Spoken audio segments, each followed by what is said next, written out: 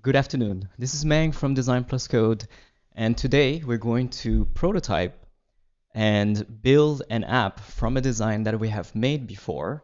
So let me show you the design. It's from Figma. Let me just make my avatar a little bit smaller first. All right. So there you go. I'm trying to get better at live streaming, so I'm going to try to follow the comments at the same time. But what we are essentially trying to do today is to take a design that we have designed together in the previous live stream, and we're going to implement that in Xcode using SwiftUI, and this is going to be the result. So everything here is done in SwiftUI, and what I want to show you is sort of like the importance of prototyping and to do things quickly to get your idea across. So here, we have a simple layout, and when we tap, you can see that some of the elements are being animated. We have these cards that you can swipe around, and it's really fun. We are also exploring Glassmorphism in SwiftUI. So we're switching between light and dark mode. And yeah, I think it's really fun. It's not that complicated. It's not that many lines of code. It's roughly 135 lines of code. And I think you're going to learn a lot from this session because there's a lot of techniques that I'm using that could be useful to many people, including beginners and also seasoned developers, because essentially we're tackling a lot of things that most people have yet to explore. So that's definitely something I'm really passionate about. All right, so if everything's doing well, I'm just going to switch and create a new project. So I'm going to quit Xcode first and start Xcode. The reason why I'm quitting is because a live stream is taking a lot of CPUs, and when I don't quit Xcode, oftentimes it takes a lot of CPUs that, remnants from past projects and stuff like that. So, if you have performance issues in Xcode, try to restart Xcode. Typically is one of those things that magically resolve a lot of issues, including also, restarting your computer. I know it sounds funny, but it's just the way it is with computers. So let's start with prototype, glass layout, let's say. Can use the same name as before. All right. So I've been doing a lot of UI and design and explaining about my design process a lot.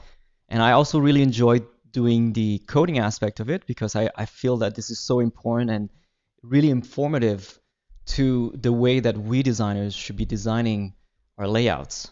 And so now I'm doing the SwiftUI aspect, and what I'm thinking about in the future is also I would like to take a lot of these quick lessons and put this in a course where it's going to be a lot slower, and I'm going to be explaining more in detail. So let me know in the comments if you enjoy these quick sessions where you might want to look at this from a more step 1 to step 100 perspective, where you take your time more, you can follow every single step of the way. But these live streams are more like, okay, let's watch this from a bird's eye perspective and see if this technology or these techniques are interesting. So yeah, let me know if you're interested in more of these processes. So this is the layout, and it's a very simple layout if you think about it. We have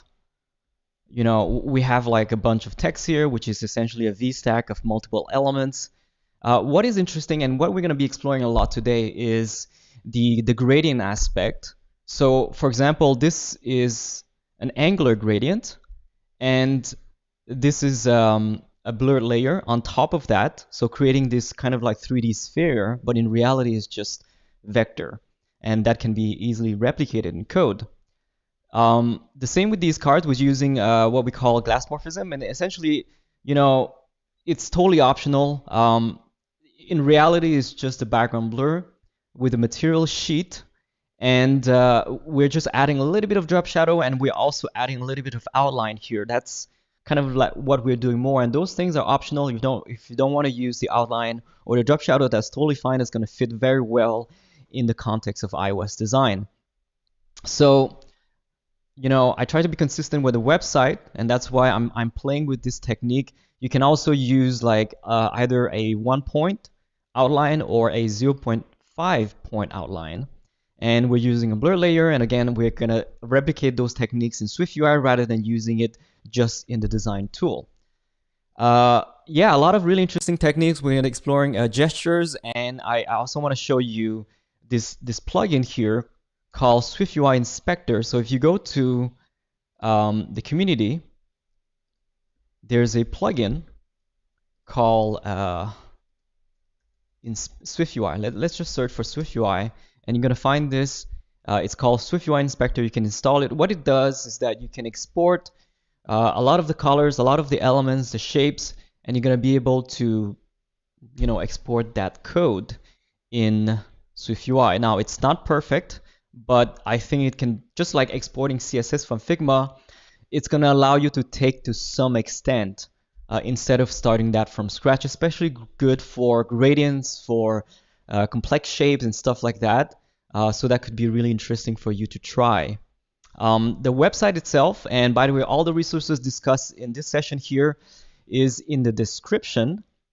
And the website itself is here. So you can see, you know, you can export, well, select the element. You're going to be able to export the colors, the text, the layout for the premium users. And yeah, it's pretty cool. I'm going to definitely give that a demo. And on top of that, we're also going to be using SwiftUI X, which is an awesome SwiftUI library where we're going to be able to use the background blur, which is not available yet as part of the built-in SwiftUI. But you know, you can either use Swift Normal, you know, with UIKit, or you can use this awesome library, which includes a lot of really useful stuff, such as device orientation, UI screen, scroll view, and a lot of things that can be really useful when you're doing your prototype or when you're building your app. So with that said, let's get started. Typically, when I do my layout, I like to go straight away with the content. So for example, we're going to start with the text here. So it's going to be Mengto, and I'm going to resume. I'm going to remove the padding. So this is going to take, you know, a minute or two for the first time. And let's take a look at the SwiftUI Inspector. Okay. So what I'm going to do, I'm going to select some of these elements, and it has to be a shape. And you have to make sure that sometimes it's not working perfectly. So I'm going to go here to plugins, and I'm going to find, let's see, SwiftUI Inspector. When you enable that, you're going to see this little modal here, where when you select an element, you're going to see the exportable code. And in this case, it's using, as you can see, an ellipsis plus a fill, and inside the fill you have an angular gradient. It has all the color literal, which is awesome, and you know, the color, like the location of the color itself. So it's pretty cool. You can copy the code for the shape separately or for the angular gradient separately. So what it should look like is something like this, and that's what we're going to be doing. But first of all, let's take care of the quick layout here. I'm going to change this to iOS 12 Pro Max, or not the Pro Max, but the Pro. And we're going to take care of the basic layout first. All right. Okay. While we're waiting, let's put this in a VStack, as I mentioned before, and we're going to put the text. So you can see, you know, very straightforward. Let's set the third line of text. And now we're going to set the styling. I'm going to put this next to the content. And one thing that I like to do as part of my workflow is to make sure that I'm respecting the dynamic type system. So this is a design system in the iOS. And you're going to find here, you know, you're going to be setting the sort of like the design system for your text. And typically you want to use dynamic type, which is going to make it so much easier in terms of implementation, but also it's better for accessibility. So we're going to have these dynamic types. These are the presets of dynamic types, and you can find that here. So all of these presets are being used in the design in Figma, and sometimes you do have some custom stuff, but make sure we're using the same names so it's not going to confuse our developers when they're going to be implementing the design. They're going to be able to say, okay, well, this text is a title 3, medium, footnote, semi-bold, uppercase. And so I think that really helps a lot with the process. So speaking of that, we're going to set this title here. Let me take a look. So here I have my text styles in Figma. This is the footnote semi-bold.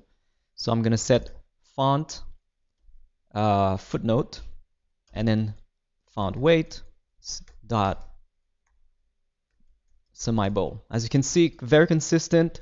I didn't have to think. I didn't have to inspect. And it's all just very consistent. And for the uppercase, I'm going to use the string, which allows me to set uppercase. So that's it. Let's move on to the next one. This is a size 30, and I believe size 30 is, or 28, is title 1. So font, title, and I'm going to set this one directly to bold. Okay. Next, this one is going to be a footnote, font dot footnote. All right. So we have a bunch of text here, and we also might want to set the SF symbol here. And so let me just copy this text first. I'm going to start with the text, or maybe I can just start with the SF symbol. If you haven't installed SF symbol yet, it's so useful both for designing in Figma, also designing in Xcode. So if you want to use SF symbol, it's going to be system name and the string being from the name from the SF symbol app. So if you're designing directly, so for example, this one is called a link, okay? So you can copy directly, so Command C, and you can paste that directly here. And you just need to make sure that you're using SF Pro Text in order to do that. But for SwiftUI, you're going to need to copy the name of the SF symbol. So it's going to be Command Shift and C. And when you do that, you're going to do paste here, and it's going to create the SF symbol. You don't have to install anything at all. And that's just beautiful. So this makes the whole process so much easier. And I'm also going to add the text here. And I'm going to put these two in an H tag. Okay. I'm following the comments so far, so if something goes wrong, just let me know. And yeah, there you go. So right now we have like a default spacing between the elements. And typically if you want to set, you know, just like in CSS Grid or CSS Flex, you want to set the spacing. So spacing, I believe it's 16. You want to make these numbers divisible by 4. And of course, you want to respect auto layout in Figma. So in this case, you can see the auto layout, it has a spacing between the items of 16. So I'm going to do that exactly like that. The same for the alignment. I'm going to set it to leading. Now, I believe the order is wrong. So the V stack, you need to set the alignment before the spacing. And when you do that, you can see that it's aligning everything to the left, just the layout, just like the layout that we have. Now, in terms of setting the SF symbol against the text, what you can do is to set the font size for both at the same time. So I can set font, and in this case, it's going to be a footnote also. So footnote, and there you go. It applies to both at the same time because SF symbol is a font, okay? Which means that when you change the size of the font, it's going to also apply to the size of the icon.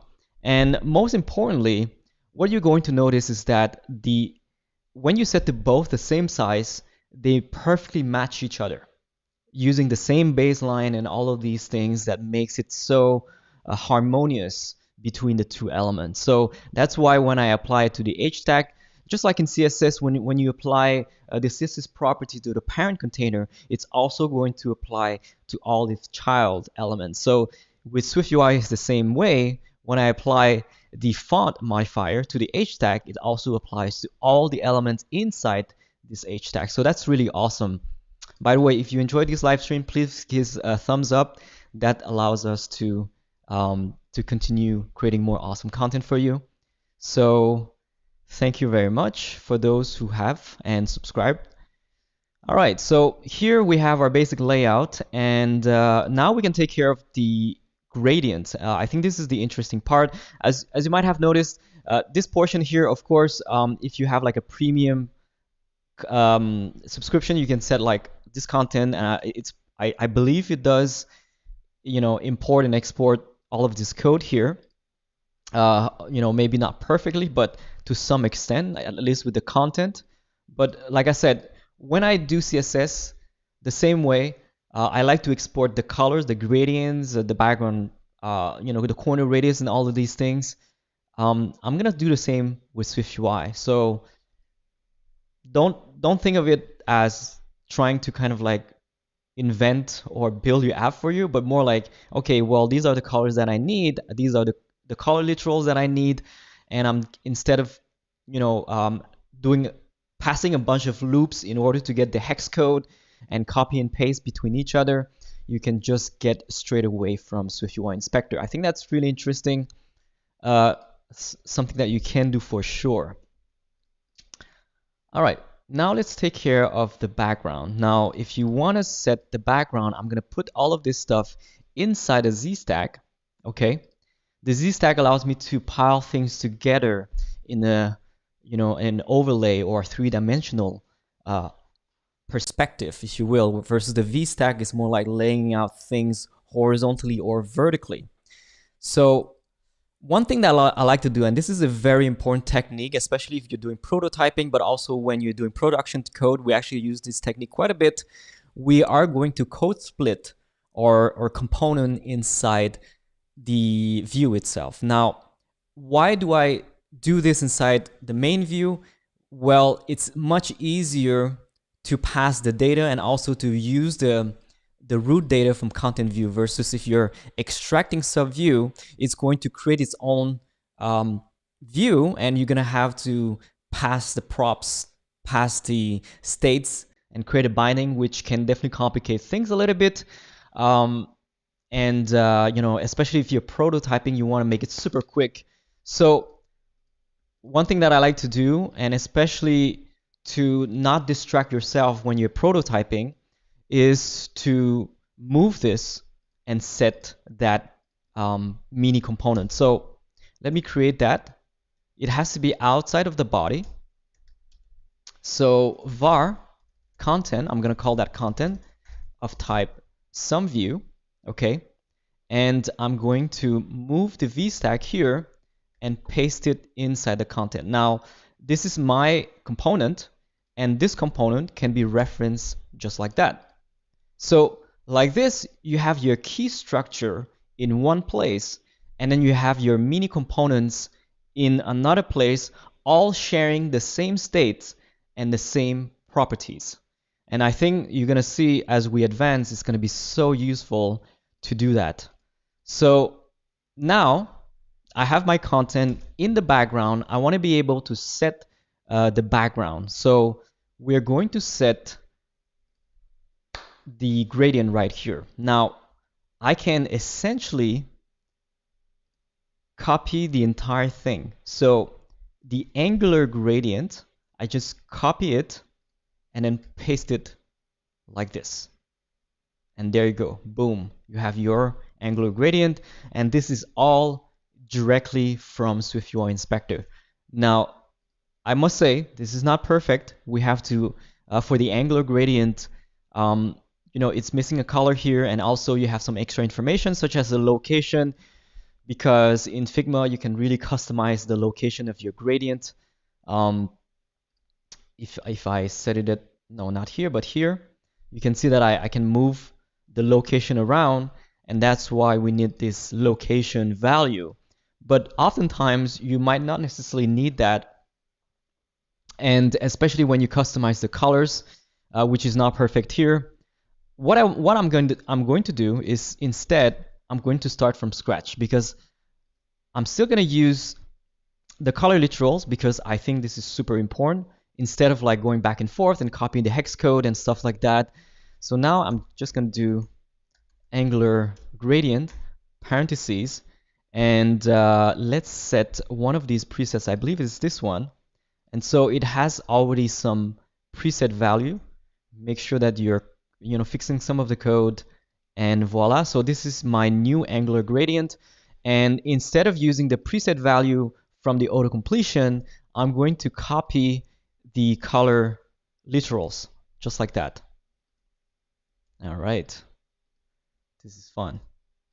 So what is cool about color literal is that you can command click on it, and you can essentially change easily those colors super easily, and switch them around. You can also go to the color tool in Mac, and you can switch, move, and change from those values. You can even get the hex code, which is why I'm saying it's a lot of clicks to get here, and then here you have to go to the RGB slider, and from the RGB slider you are going to set the hex code here. Instead of doing that, like I said, you can just copy the values from here, which definitely they should have some sort of like a list of colors, and just copy directly the color literals, and I think that would save me a lot of trouble. So I have my first color here, I have my second color here, I'm going to add a third color. I realize not a lot of people actually use angular gradient, which is why I'm saying even though if you're a seasoned developer, it's fun to watch these to explore these things, because I know a lot of developers don't really explore much of this aspect of SwiftUI. So now I have 4 color elements, and I'm going to reset the color to the first one, which is going to allow me to have that non-disruptive angular gradient. So this is what I have so far, and that's pretty cool. I can also set the positioning of my angular gradient. So for example, I can set it to top, trailing, and I'm going to see less of this cheesy cone effect. And it does create a pretty interesting effect if you set it to different portion of your rectangle. See here, you can barely see it, and it creates this interesting gradient effect that is different from a linear gradient, from a radial gradient. And so that can create some interesting wanted result that that you want. Now I'm going to put this back to center, and another thing that I'm going to do is I'm going to set the rotation. So I don't remember what is the name. Let me see. Let me just check my code. I don't remember the name. So it's going to be the gradient. So this is a circle, the circle. Okay, so it's the end point. No, that's the angular. All right. Angle. Okay, so the name is angle, and that's exactly what we need. Angle. And dot degrees is accepting a degree value, and we can set where we want to start this gradient. So you can see that I'm moving to be similar. So I want the orange to be on the bottom right, and I believe maybe we're gonna try 90. Yeah, it's roughly here. I can even set 120. So it's roughly here. I'm not gonna be focusing too much on the details, but I just wanted to show you that you can change the angle of that angular gradient. And so I'm going to replace this, and so now we have two gradients here. We also have another linear gradient that I'm gonna copy. Well, the copy pasting is really about the color aspects. It's not, you know, most of the way that I'm doing my prototype, I don't like to copy paste code, especially when I'm doing a tutorial, but it does make sense if you want. Like, it's really hard to code this from scratch sometimes, especially when it comes to gradients. So here again, it's the same principle. I can also do this from scratch by, you know, inserting. So for those who are not aware, we do have an insert tool that allows you to search any of these controls from SwiftUI, such as you can search gradient, and here we have a linear gradient, a radial gradient, and it's really fun to explore all the different possibilities that you can do in SwiftUI. So I'm gonna do this one from scratch. I don't remember exactly the values, but I can definitely set like color.white, and I'm gonna set maybe opacity 0, and let's say color.white opacity, and then 1. So let me just double check the values that I have. Okay, this one is 100% and this one is 0%. It's roughly that. And here we have a choice of setting the start point and the end point. So the start point is going to be the top, and the end point is going to be the bottom. Oops, okay. Now the speed is starting to suffer. I might have to restart Xcode. Okay, so maybe it's the other way around. So maybe I can set bottom to top. All right. Okay. Just waiting for the M1 computers so that I don't have to deal with these performance issues anymore with a lot of memory leaks, and you know, especially when you're live streaming, performance is so important. Let me just before we move on, let me just restart my Xcode, see if it improved the performance. But yes, thank you everyone for following along. If you have any comments during the live stream, please let me know. Suggestions. Definitely don't forget to subscribe so that we can have these sessions together and learn a lot of new techniques. So it's still starting.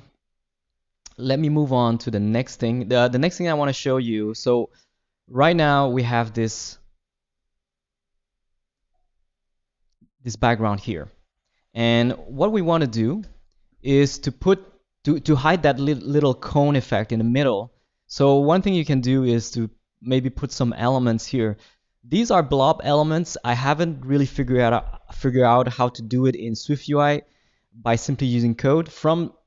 There's a really cool SwiftUI tutorial from Apple where it shows you to create shapes, and I do find that to be complex for a lot of beginners, which is why I skip that aspect.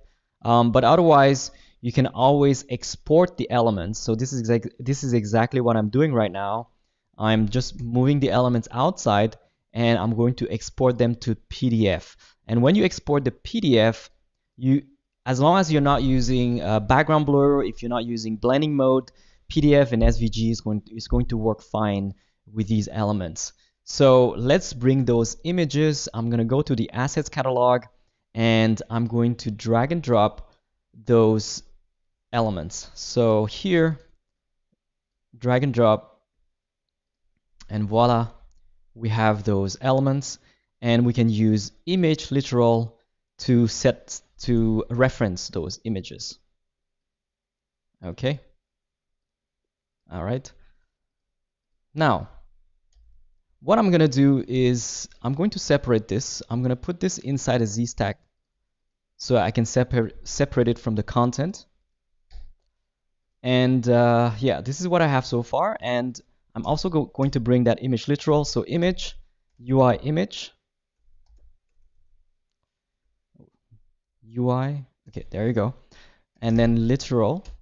And this is really good for prototyping. Just like call it literal, you're going to be able to see your resources being loaded. It's supposed to be here. Let me just build this. Okay, I'm having a bit of trouble here. Let me just build this first. Sometimes it takes a bit of time to import the images for it to appear in your insert menu. Yeah, it's right here. Now, you can, of course, drag and drop. It's going to reference to the name, but it's not going to reference to the image literal. It will work, just not exactly the same way. So this is reference to the name of the asset versus image literal.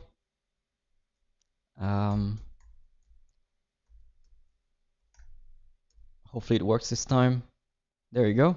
You're going to be able to quickly switch between these elements. There you go. So here I have my block one using the name, and the second one I'm using image literal, which is really preferable when you're prototyping. So like this, I can just copy and paste multiple times and bring those images. Let's see what kind of structure that we have. So we have the big one and the small one, and the egg, which is going to be at the top. Let's start with the big one first. I believe this one, and then this one.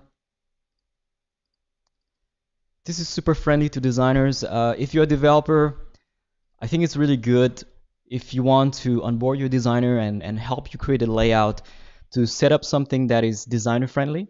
So definitely call it literal and stuff like that. It's really going to help them understand what is going on with, you know, the setup. Okay, so I have my 5 different elements here.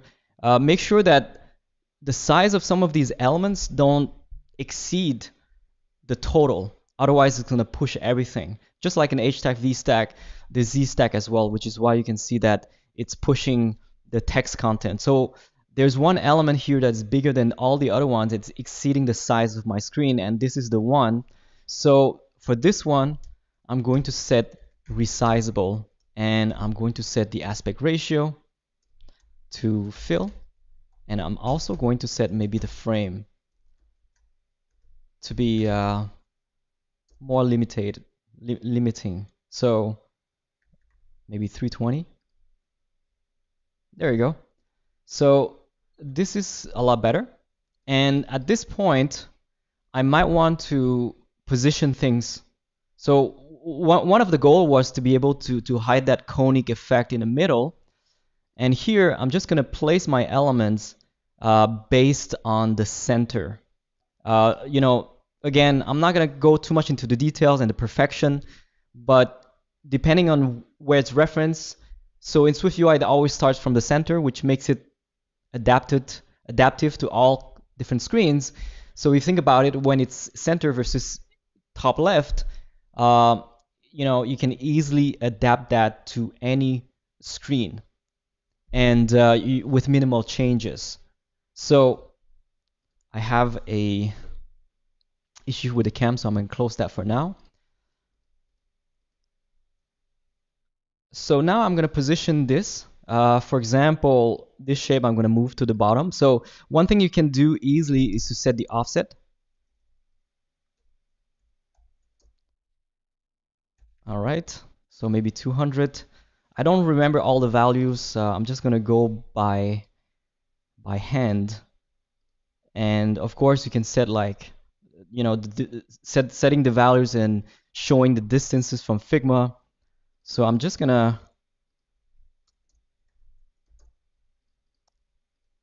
to save time, I'm gonna copy these modifiers.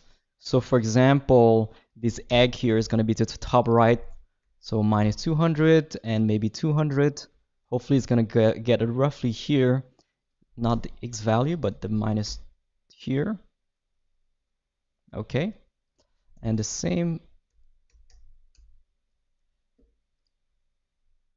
All right. So this is going to be moving to the bottom right. Yeah, it's getting there. A lot of fun as designers for sure. But you can see we have a pretty interesting background for sure at the moment. What I'm going to do is I'm going to use the spacer to push everything to the top as well.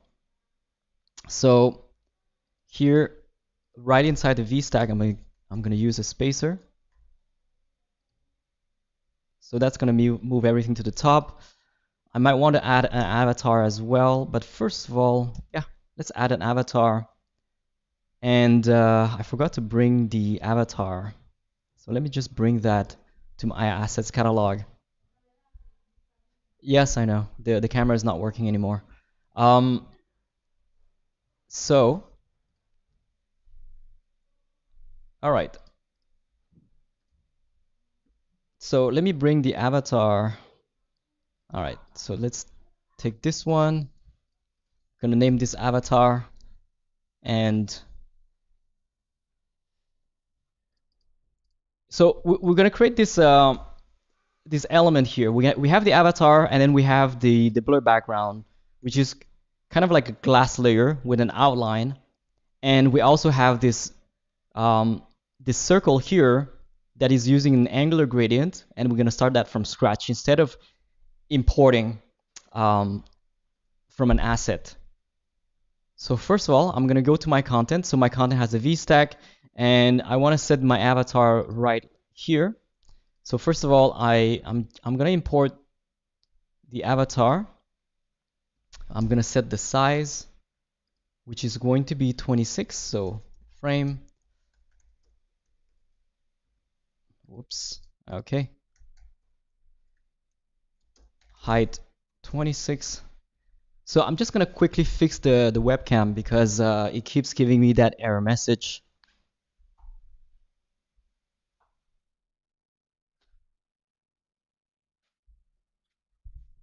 All right, we should be good now.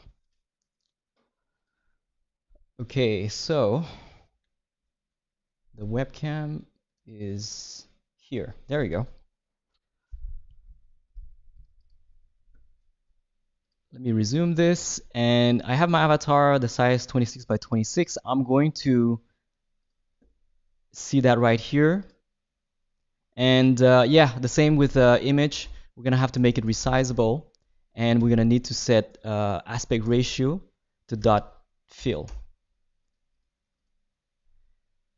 By default, when you set an image, it's going to take the original size, which means that if your original size is really large, it's going to look like that, even if you set a different frame. So another thing I'm going to do is to mask this using a circle. So that's how you set, the masking to make it into a circle. What is really cool about SwiftUI is you can essentially add as many modifiers as you want, which means that I can essentially set the spacing here, which is about 8, and I'm going to set the padding. Then I'm going to set the background, color.white. I might want to set it to a temporary color for now, just so that we are seeing it. Right now it's blue, and again I'm going to set mask circle. Okay, there you go. So let's take care of the background blur. In order to do the background blur, we're going to need either importing the code from another Apple app called Fruiter app, which is a really cool app that you can use to explore SwiftUI and see how Apple does it. But otherwise, you can simply use this beautiful library here, and I'm going to copy the Git URL, and from here I'm going to be able to add the SwiftUI package. Okay, so I'm going to paste the URL, go to next, and install that. Okay, so I'm also going to show you how to set the outline.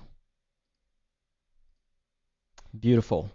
Now I'm going to close this and go back to my content view. All right.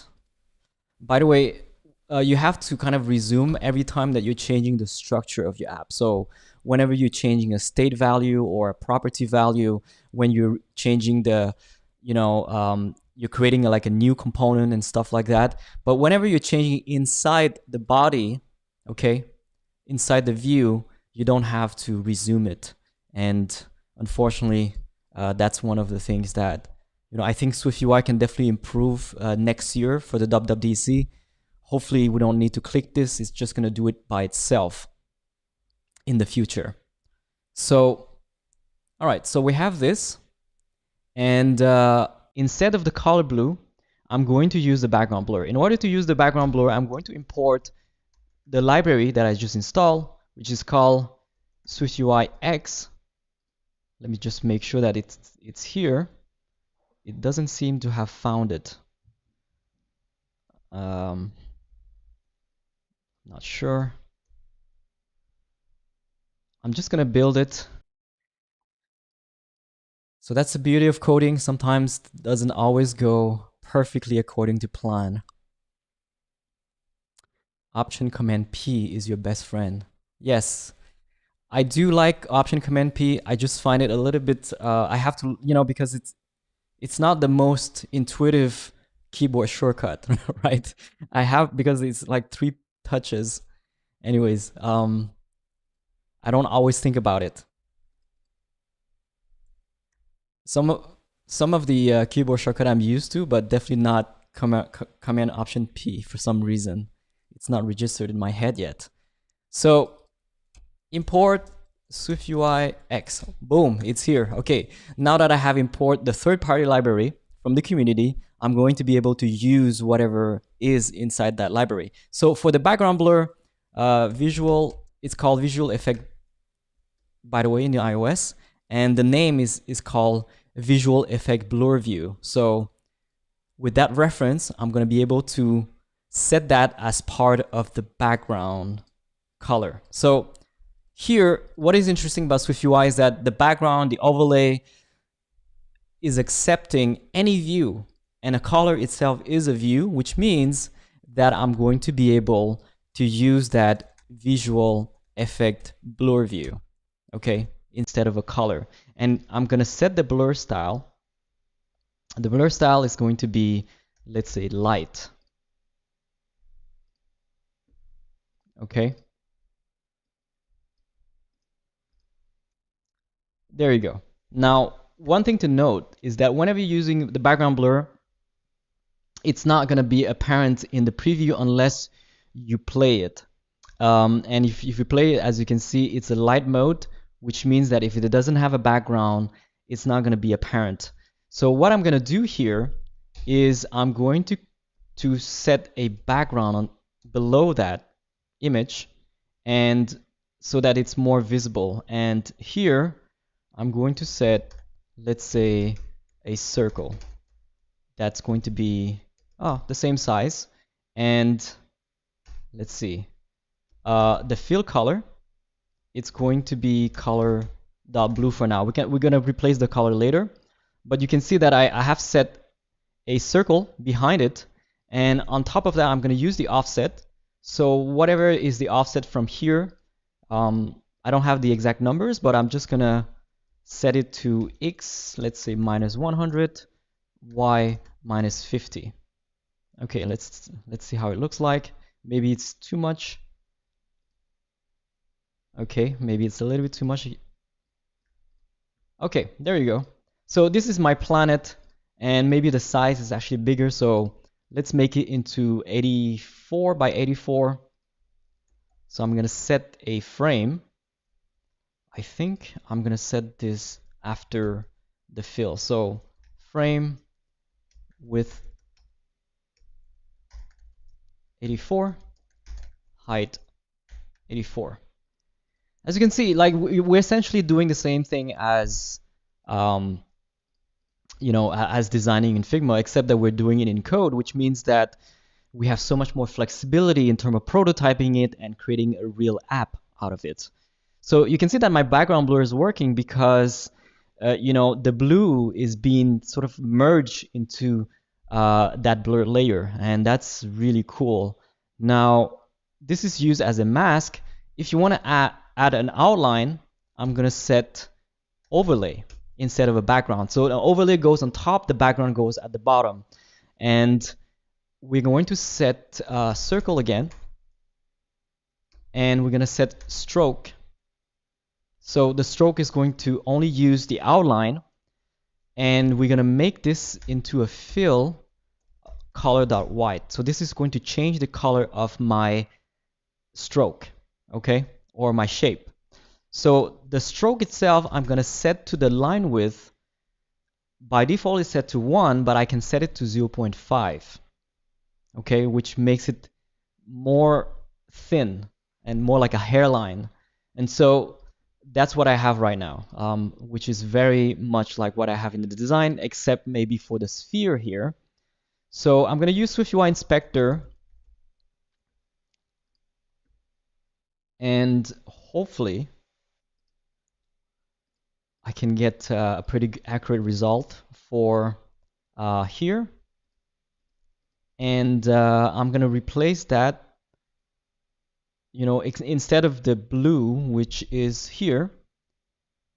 Let me see. Maybe I can replace that instead of the circle. The fill, I don't think fill is going to accept the gradient itself. So let's try this. Okay, and instead of using that, instead of using like a circle shape, I'm going to use a mask. No, not here, sorry. Yeah, this is, I know this is a little bit confusing, but stay with me here. We have the angular gradient, and the angular gradient stops right here. So I'm going to use a mask and a circle. All right, so we're getting there. And another thing that I'm going to do, I'm going to set that blur layer on top, which is this one. So again, maybe I can use a color for now, because I don't want to paste too many code because it's going to make everyone confused. So let me set that on top of, yeah, I'm getting confused myself. So, okay, I have my overlay. The overlay has a circle. The circle is using a stroke. Okay. And then I have the background. The background is my circle here. The angular gradient, which I want to use. All right, this is not exactly the way I plan. I should have separated this element here. So that's exactly what I'm gonna do, because I'm getting confused. This is why I prefer to use mini components. So let me just set my mini component first. Let me just name this one. I'm gonna come back to this. Okay. So I have my content. Sorry for confusing everyone. Things are not always going according to plan. All right, you can double click here, by the way. If you're confused as when it stops, you can fold it.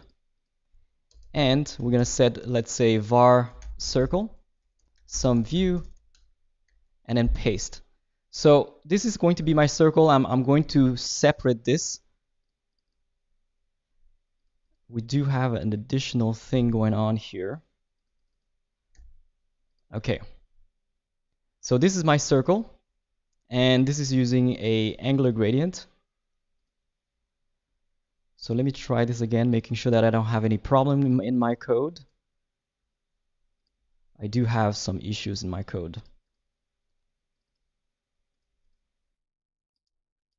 I think I'm just missing a parenthesis somewhere. That's why. Okay. Okay. My steps are wrong, but we are correcting. We're course correcting. So now,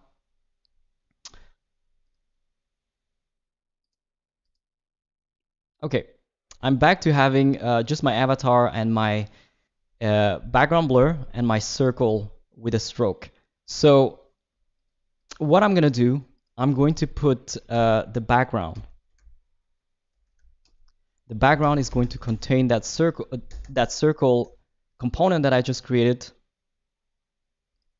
Hopefully, var. Okay, this is not going well, and I might need to just copy my code.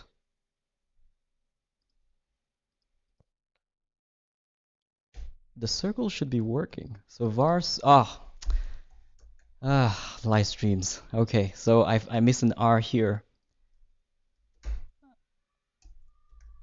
All right, this is my circle.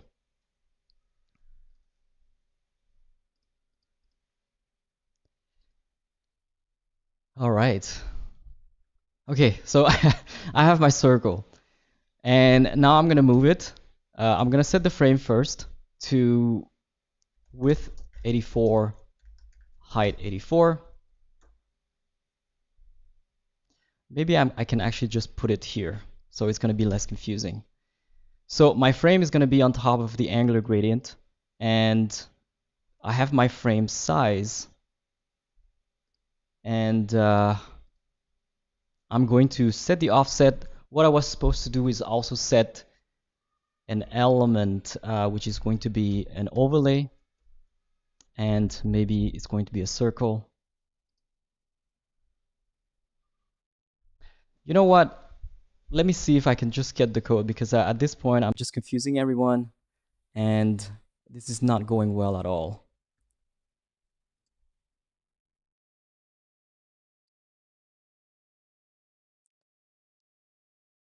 Okay. I have my angular gradient. I set up the colors for that, and setting the frame, set the mask, and set an overlay, which is another gradient, and I'm using blur.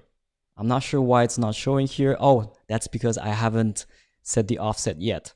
So let's set the offset here. X minus 100, Y minus 20.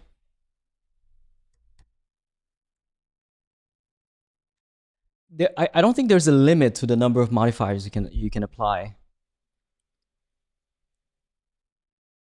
Oh, so background offset 84. Okay, I'm completely messed up here.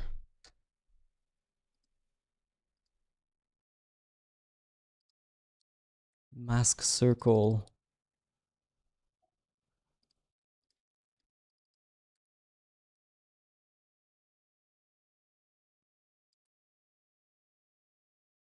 Okay, for some reason it works here. Now that I have resumed it, sometimes the preview is messing around, and so now you can see that it works. So let me explain a little bit, because we skipped some steps. I had to kind of copy and paste some code because it was not going well. So I'm sorry, I apologize for this. But the techniques are the same, okay? We're creating a mini component called circle. We have angular, and then we let me just remove the overlay before, because we haven't gone there yet. But otherwise, it's just an angular gradient. We have a bunch of color literals that resets itself so that we don't have that issue where we have a line. And we're setting the degrees, we're setting the frames to 84 by 84. Then we're setting the mask so that it's a circle. And on top of that, I added an overlay, which is another gradient. So the overlay is there to hide that conic effect in the middle. And essentially, it's just a radial gradient that has a frame of 66 by 66 with a mask that is a circle, and we're applying a blur, so it looks like a planet. So that's exactly what we have here. Now, not to the exact detail, but the technique and the result is roughly the same. So this allows us to hide that cone effect in the middle, and allows us to create this beautiful kind of like bubble and planet effect. And yeah, that's one technique that I wanted to show you as part of this live stream, because you know how to do it in Figma, you might not know how to do it in SwiftUI. So this is what we have so far. And now we're going to move on to the cards. First of all, let me just set this into a mini component. So this is the background, so I'm going to call that background. So var background some view, and I'm going to move this code to that component. All right, so we have a Z stack, we have the content, we have the background, and we have the content. Now we're gonna get into the cards.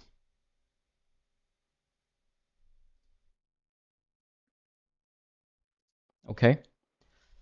The card is going to be, well, first of all, let me deal with the save area. If you don't know how to set it to a maximum size, including a save area, all you need to do is to set ignore save area, and that is going to take all the space, including the home indicator as well as the notch area. So there you go. And now we're gonna add the card. So the card, one thing I wanted to show you was how to do visual effect view with vibrancy, and I think that's really interesting. So again, we're gonna import the SwiftUI X, and we're going to set visual effect blur view, and here we have multiple elements. So we have the blur style, which is what we use, but we also have the vibrancy style, and I'm going to show you how to do that. So the blur view, we're going to set it to light for now, and the vibrancy style is going to be .fill, and the content is where you want to set your content to also use vibrancy, and I think this is such a fun thing that you can do. So text, let's say UI design. Let's hope that this works. There you go. So what is interesting about this, if I'm not mistaken, is that this element here is using vibrancy, and it's also following the theme of the vibrancy effect. So for example, if I set it to dark, it's going to be white. Never mind. I don't know why it's not. Hopefully this is not a preview issue.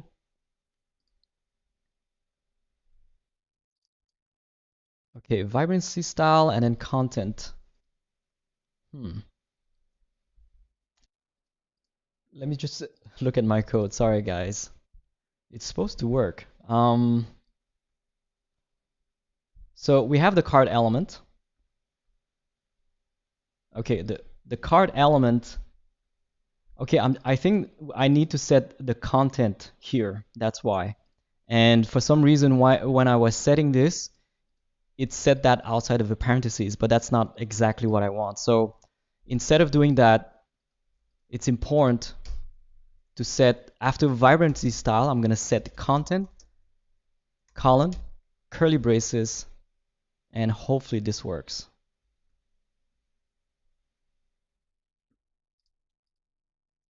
Let's see. It's supposed to work. I mean, I don't think I have made a mistake. Let me just copy this. Okay, for some reason, maybe the light one doesn't work, but the system material works. Is it that the case? I'm not sure. That's interesting. What did I forget?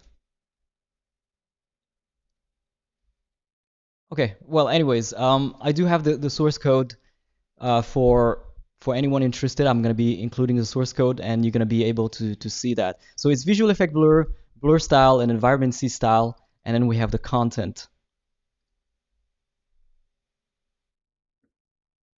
Okay. Another thing about visual effect blur is that you can set the system material, and I think that's really interesting because you can set the thickness of the material. In terms of the system material, if you're not setting light or dark, it's going to apply automatically to your phone's light mode or dark mode.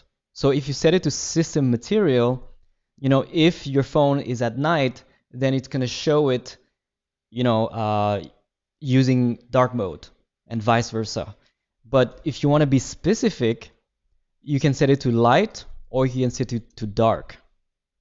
So if I set it to dark, you can see that the contrast changes and the text, instead of being black, now it's white. So it does that automatically, and there's a vibrancy effect, which means that the text itself, it's sort of like it has its own blur effect. And this is, yes, the native SwiftUI blur. So that's what I wanted to say, and I think this is really interesting. You've seen this style, by the way, when you do like Siri, for example, when you go to the notifications or to the control center, it's going to use that vibrancy effect so that it has more context, even from the font itself and not just to the glass layer. So this is what we have. It's not that complicated.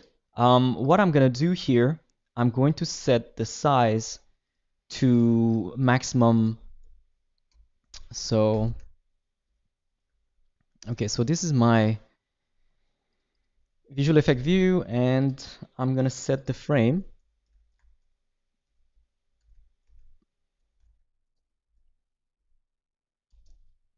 to max width infinity, and then height. No, I cannot mix max height and height, so I'm going to have to set max height to 280, let's say. I think it's 280. No, it's 220. Okay, so this is my card. I'm going to add the rounded corners. So in iOS, the rounded corners can be different. You can use the smooth corner radius, or you can use the normal corner radius, and it's similar to what you have in Figma. So here, notice that we have a corner smoothing to the level of iOS, or you can get to crazier, but otherwise, by default, it's going to look like that. So that's what we call the smooth corners, and I'm going to show you how to do that. So again, we're going to need to use the mask, and we're going to use a shape for masking. In this case, it's going to be a rounded rectangle that's going to use a corner radius and style.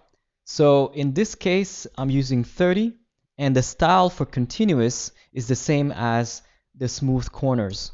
So that's exactly what we have here. Now, as I showed you before, we're going to add the outline on top of that. But if you don't want the outlines, that's perfectly fine. We can also add a drop shadow. So the drop shadow, we can start by color black. I like to use the opacity value at 0.3. And the radius, we're going to set it to 20, 0, and then 10, let's say. So now we have a beautiful drop shadow. Okay. And I don't want it to hug too much the left and right, so what I can do is add a padding. Okay. So this is a really good technique, by the way, to add the padding even after the drop shadow, if you want to make it adaptive. What this means is that since I'm using max width infinity, it's going to go to the maximum size of the screen.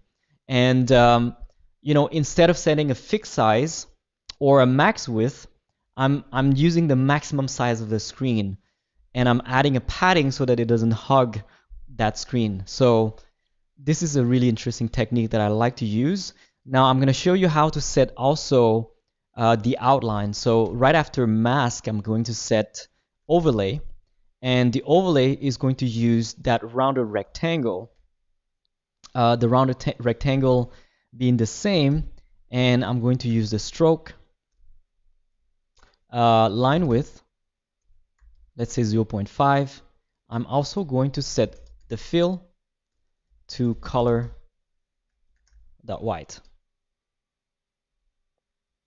Boom, we have our glass layer, right? That's not that complicated. And yeah, it's pretty cool. To finish this live stream, I want to show you how to set the gestures. It's pretty simple. We can also animate. We're going to start with the animation first because it's even easier than setting the gesture. So as I mentioned before, I like to use these mini components here so that we can all share the same states and the same properties. So let's do that. Let's start with the animation. So state var show is equal to false. by default, and we're going to set the animation. Let me also create another component out of this one so that we can easily set a prototype. First of all, I'm going to name this as a card, and okay, var card some view, and then paste that right here. Now we're gonna set an event. So what it means is that when do we want the animation to start, which means that, let's say when we tap anywhere in the screen, it's going to do exactly that. So let me just, for the sake of simplicity, I'm gonna add a tap gesture to the whole screen, which is on the Z stack, and I'm going to toggle my state. So using that state, I'm going to be able to animate everything in my UI, and I think that's going to be really interesting to do. So one thing I can do here is, let's say I want to change the size of my card when I tap. Okay, so where's my card? I'm going to go to the card. This is where I change the size, so max height. I'm going to set show question mark, set it to maybe 400, otherwise 220 by default. So when I do this and I tap, you can see that the card changed in terms of size. And that's pretty simple. If you want to set the animation, whenever there's a state change, you're going to use with animation. And with animation allows you to set one of these preset animations such as ease or spring animations. All right. So now, okay, performance definitely an issue for me. I don't think I have an error here. It's just not working anymore.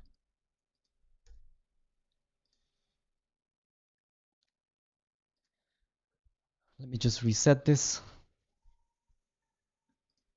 Okay, I don't know. Sometimes the preview is not perfect, so that's exactly what's happening. And Spring, I really hope that they're gonna improve the preview in the next version of Xcode, because this is one of the things that definitely requires a little bit more love. I mean, it works. It's just that when you go into a more complex project, it definitely has its own limitations, and you just need to work around it, right? And sometimes it requires restarting your Xcode. Sometimes it requires restarting your preview. And yeah, you know, SwiftUI, you know, is pretty good. I mean, it's really good, but you know, it's still pretty early compared to a lot of other frameworks such as UIKit, such as Flutter, such as React Native. So it still has some ways to go. Now we have our mini animations here, and of course we can use this state anywhere in all of our components, which means that, let's say I want to move this little egg here. You know, I'm going to go to the egg, and you know, here I have these values already, which is awesome because I can easily animate these values by doing just show question mark, let's say to I don't know, minus 100, otherwise minus 200. So I'm just going to move the egg a little bit like this, right? I think you can have a lot of fun when it comes to prototyping. So show question mark 100, otherwise 200. So it's going to move the X position as well. Look at that. You know, the egg goes to the background of the card. It's just beautiful. All right. We can move the planet as well. Let me see. Let me go to the planet. The planet should be in the circle, and this planet here is all in code, using all of this code here instead of an asset, which is really cool. Then you can animate so many things, such as if you want to animate, for example, the color. Okay, let me just give you an example, and I think this is really fun. So let's say I want to animate this color, and whoops. So from, I don't know, I want to change one portion of my gradient. So from blue to yellow. So look at that. I mean, it's animating. It's animating. I don't know why it's not transitioning. Maybe the gradient itself doesn't transition, but let me just try something. I'm definitely not as part of the yeah, it doesn't animate for some reason for the gradient, but everything else is going to animate. Let me just put it back. It doesn't transition, but definitely, I don't know, if you want to move this element here, which is a circle, so we have the offset here, so I'm gonna move it a little bit. We're having fun together, like, let's be patient. I'm gonna try to be patient. You know, prototyping is a fun process, right? Like, it can't be perfect. That's not the point. So -10. All right, so we're moving the planet a little bit. Maybe we can move it a little bit further. Fun, right? What I love about the glass layer is that it changes the colors, right? Like when I move here, it becomes more like a beige, and then when it moves closer, it becomes more like a purple. And it's just a lot of fun to play with that and to see, you know, how you can make your UI more interesting. Of course, don't put this everywhere, you know, that's not the point, but put this in some places where maybe some of your power users are going to find this delightful, that you have thought beyond the basics, right? And you're going to see a lot of these things, like these mini details everywhere in some places of the iOS ecosystem. For example, you know, when you do like a swipe, you know, to go, and when you go into the each of the grid, you know, the group apps icons, you click on it, it does this beautiful animation where all the grid icons come together, and it's these mini details that really makes us designers delight for those who notice them. Let me give you another example that I love about iOS is like this gradial blur that you have in your left widget. So, you know, below the search bar, there's this gradial blur.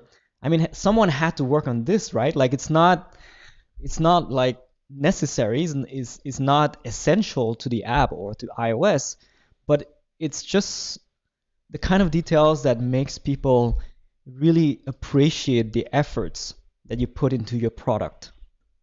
So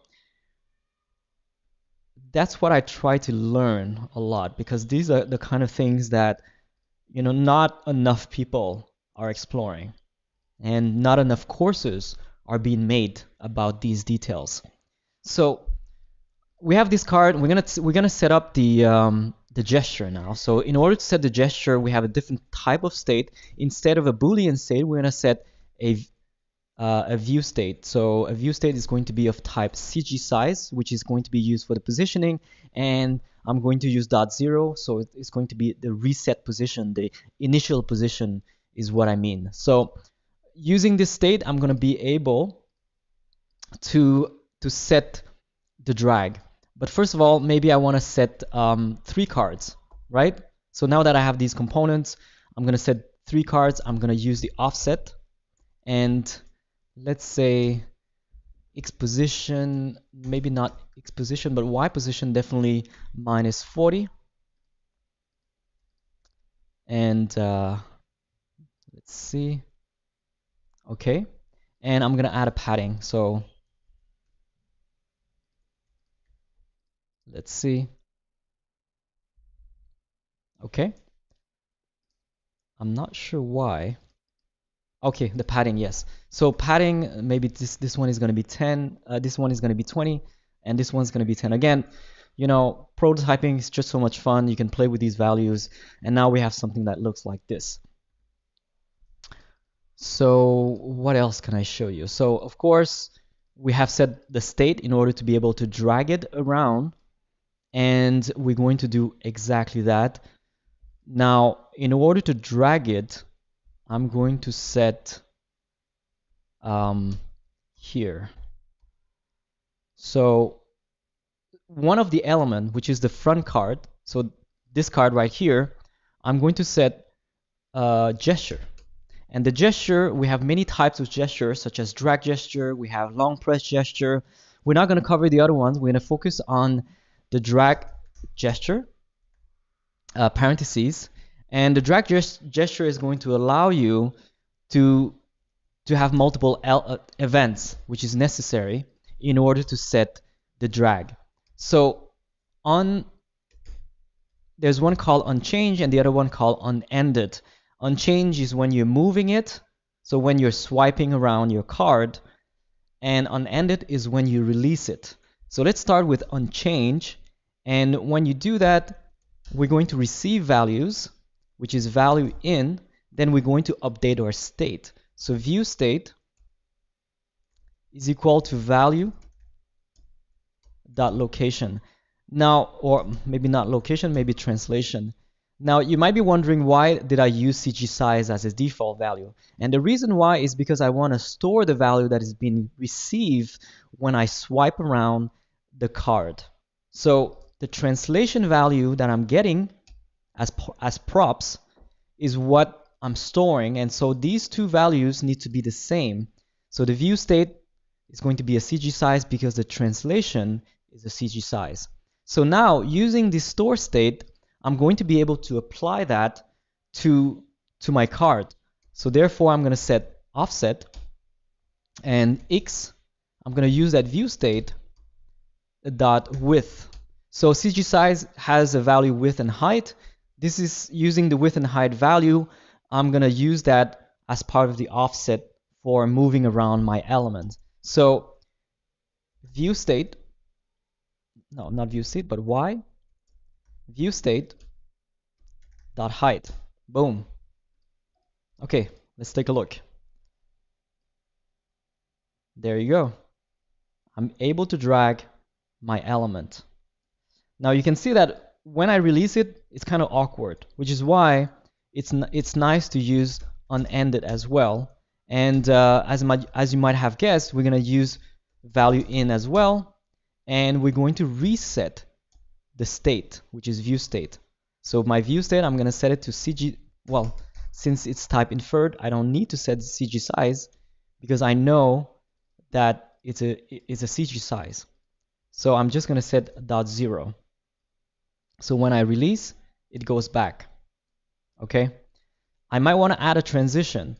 This is where I can either use with animation, or I can also, if I want to set the animation to be different on each of those, then I can use the animation modifier.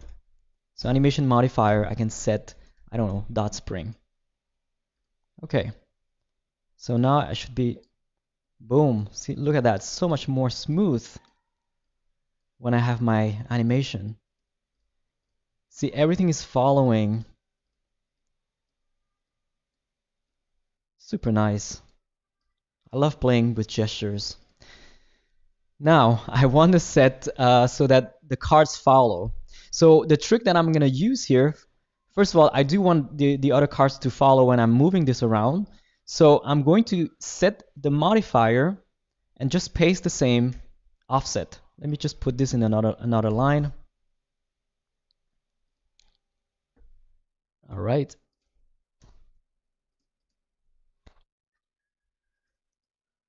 Okay, not bad, not bad. But you can see that the other two cards that are being dragged around are not using animation, okay? So I can, of course, use the same animation modifier. Okay. Let's see. But they're all the same. Why not make it more interesting? Let's use ease in out with duration. Okay, my camera is still in need of some love, so let me just fix that.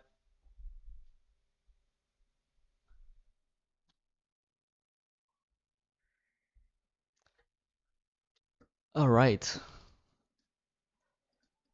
So animation dot ease in. Yeah, the performance is not great at the moment. Duration, let's set 0.4 on this one. So the duration is what is going to allow us to set this mini delay between the two cards when we're going to be dragging around. I think this is going to be a lot of fun. You're going to see it. So let's say this one's 0.6 and this one's 0.4. Look at that. It's so nice.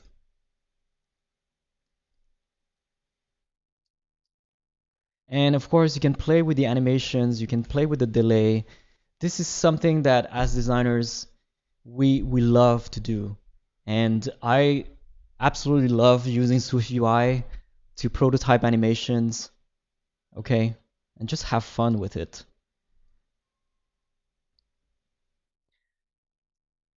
And there you go. In terms of like, you know, right now it's centered. What we could do is maybe put this, let me see. Maybe we can put this inside a Z stack and then we can move this around a little bit. Let me see. There are just so many ways to structure your elements. So in this case, let me put this into a V stack. And let's use a spacer.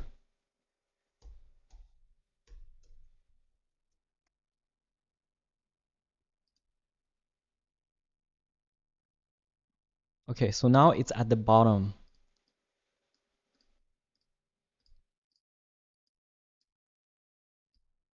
Isn't that cool? I mean, look at that. I'm maximizing the cards. So cool. Another thing that I want to show you, there's just so many possibilities, right? Like you can, if you want, you can play with dark mode, light mode. So let me show you the visual effect blur. Right now it's set to light. No, this is not the one I want. The one that I want is the card. Okay, the card is using visual effect blur. Right now it's using a system ultra thin material. It's funny because like we don't expect these to be animatable, but they are. So I can essentially do that. So let me just set show question mark to dark mode.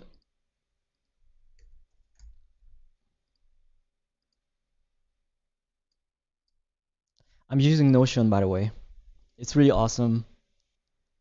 We move everything to Notion, and you can even store zip files, video files. Notion is one of the best software you can use for creating content.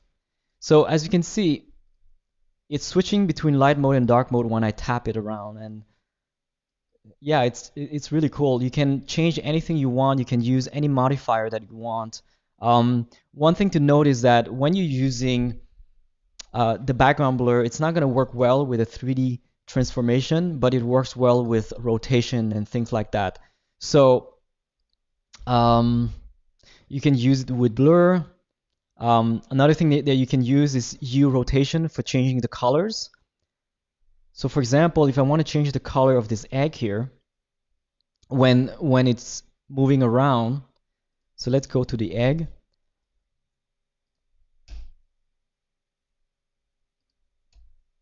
I'm gonna use what is called Hue Rotate. So this is the same as CSS. If you haven't played this yet in CSS, definitely try that. It's really fun.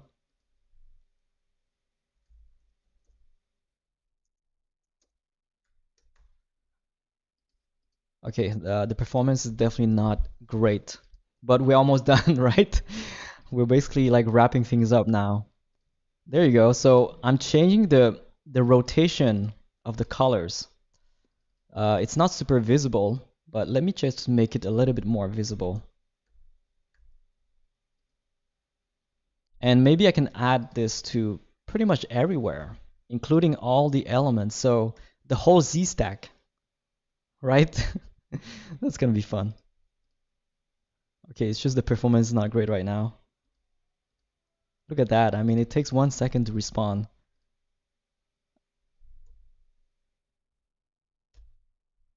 I need my M1 computer, please. Okay, this is not great. I can't go further unless I restart Xcode. If I restart Xcode, it's gonna be a lot better, but I wonder if it's worth it with the time that we have left. Okay, so let me just do this one last thing. Okay. There you go. So, all right, you can see that the whole color is changed by using hue rotation. Of course, these colors don't look always great, right? This does not look natural at all. But for some colors that work, if you use hue rotation, then it could be an interesting thing that you can do. So, going back to the design, I want to show you some of the things that I want to do with this design.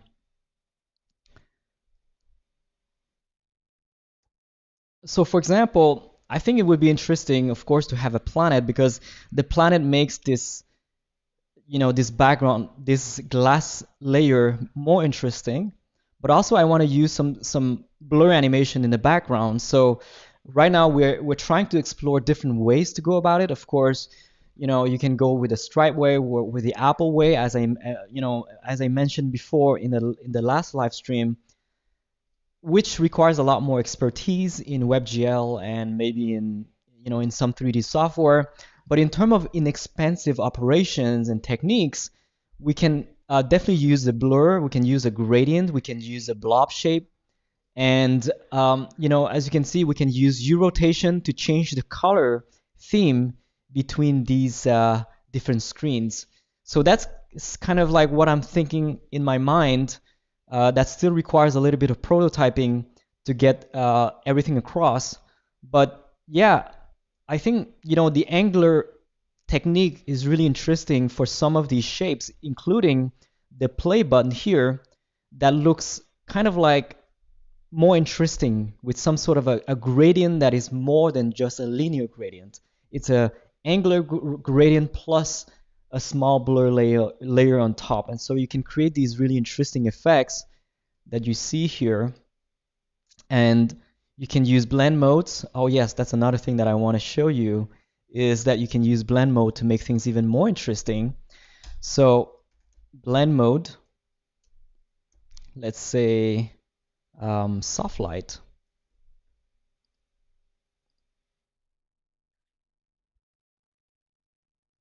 There you go. Look at that, really interesting colors. Of course, maybe not in this context here, but in other contexts, you can create these really beautiful examples in SwiftUI. Now, blend mode, don't put this in your PDF or in your SVG. It's not going to work well when it comes to implementation. But when it comes to implementing in CSS or implementing in SwiftUI, you can apply that here and you can animate that. You can make it super flexible. So I can definitely take some questions if you guys have. We have about 5 minutes. And on top of that, if you enjoy these live streams, please give us a thumbs up. Please subscribe with a bell notification. I'm going to do a live stream every single week and exploring these techniques both in SwiftUI, in design. I also want to add my experience as a design founder. I want to add also UX design and product design. And yeah, if we have an audience for this, I will be happy to cover all of these things for you. So if you have any question, I'm here to answer in the last portion. So how much computationally expensive are all of these additions to the device? So this is the same as CSS. This, to do it in SwiftUI is not much different. I would even say that because the iPhones are so powerful, and especially because we're so focused on new technologies, this is less expensive than doing it in CSS. From my experience, because we do that on our website, and we notice that there are definitely problems in terms of performance, especially on Chrome.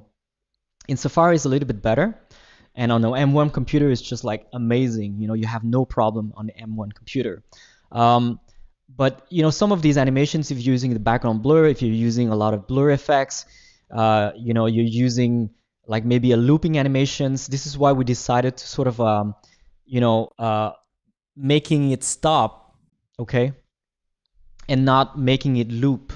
Because if we make some of these animation loop forever, it's going to have a lot of effects on the CPU. So there are different techniques that you can use to make sure that you're not utilizing too much CPU all the time. So one of those techniques is to apply those animation only on demand, which means that when we're pressing on something, it's going to show it, okay? And not always looping in the background. You can also apply these techniques in a sequencing fashion in the first 2 seconds of your screen load or of your app load, whatever it is. Think about the Twitter app, for example. In the first 1 or 2 seconds, you're going to see this logo animation kind of zooming in. That's very inexpensive. As long as you're not looping some of these intro animation, you're going to be fine. It's not going to be super expensive. Try to avoid using too much blur. Use background blur instead of the blur, right? The background blur is a lot less expensive than blur. So that's one thing to note. The larger your element is, the more the blur modifier or the blur CSS is going to affect your CPU. So make sure that your element is as small as possible, but if it's a background blur layer, then the performance is going to be amazing. So you're not going to have problems with those things. And a lot of that has to do with experimentations, but typically I would say in iOS it's a lot safer to use these more complex animations because it's so well optimized. I mean, iOS is incredibly well optimized for performance. So with that said, I'm thinking about creating a course out of these demos that I'm creating, and it's very quick. It's a lot more focusing on prototyping and creating these gestures and animations and interactions. That's going to be part of a new course called Prototyping in SwiftUI. And you're going to see this content is going to go slower. We're not going to make these mistakes and sort of like skipping some of these steps. And so I hope you enjoy them. And, I'll see you in the next one. Thank you very much.